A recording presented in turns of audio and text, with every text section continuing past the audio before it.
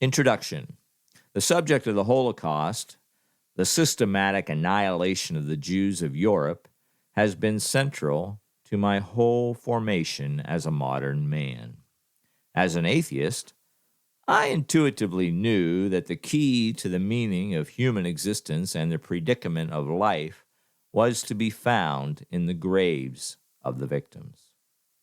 As a modern Jew growing up in New York City, my whole life from adolescence on was an existential cry for reality and purpose. Coming to early manhood during World War II, it was not long before I learned of the Holocaust's horrifying statistics. I was absolutely devastated, as were many Jews, and indeed, the Holocaust continues to be the indigestible lump of modern Jewish life on account of the magnitude of what took place. This lifelong concern set me on a course to understand the enigma of how we could be systematically annihilated, not by some primitive people, but by one of the most eminently civilized nations on the face of the earth, Germany. It was a people with whom many German Jews had had a long-standing love affair, even to the point of celebrating Germany as the messianic alternative. We naively thought that if the entire world could be as German civilization, then that would be the equivalent of the Messiah's coming. We had apparently lost the true biblical expectation long before and had settled for something that was ethically, morally, and culturally impressive. To be brutally and bestially destroyed by that nation is something we should take into our deepest consideration and instruction. There seems to be very little awareness that we have sought or obtained that instruction. Does that mean and almost determine that we will experience this kind of destruction again? The only thing that can be more tragic for us Jews is to have suffered ultimately and still not to have properly understood what that suffering meant. There has not been any event in recent history that has prompted more writing or more research.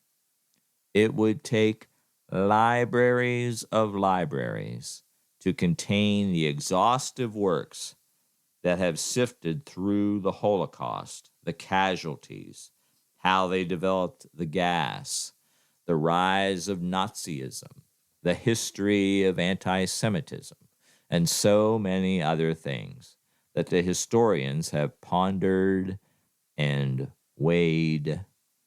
But there is very little literature at all on the issue of where God was and why he allowed it. Among the things the Holocaust reveals for many of us is that we have naively and idealistically subscribed to traditional notions about God. Where was the God we subscribed to, who should have revealed himself as God in power and ability to intervene, but instead was silent?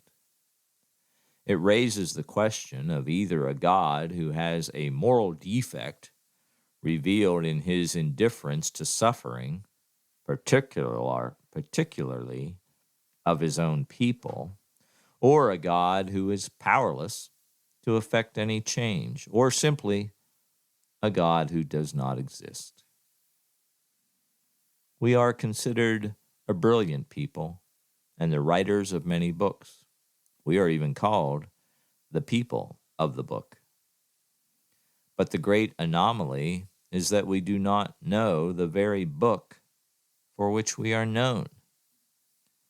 Even with our more religious contingent, are we not more occupied with the rabbinical commentaries than with the book itself? Can we not believe that the same God who inspired perhaps our greatest service to the victims of all our historical calamities, and especially the Holocaust, would be to begin to consider these painful issues in light of our scriptures? Let me read that again.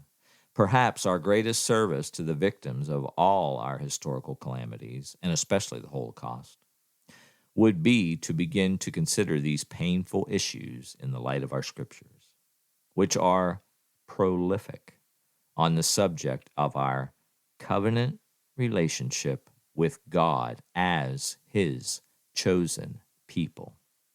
Finally, this book is not written for our historical curiosity. We believe that it has a present and future implications of an enormous kind when seen in the light of the biblical perspective.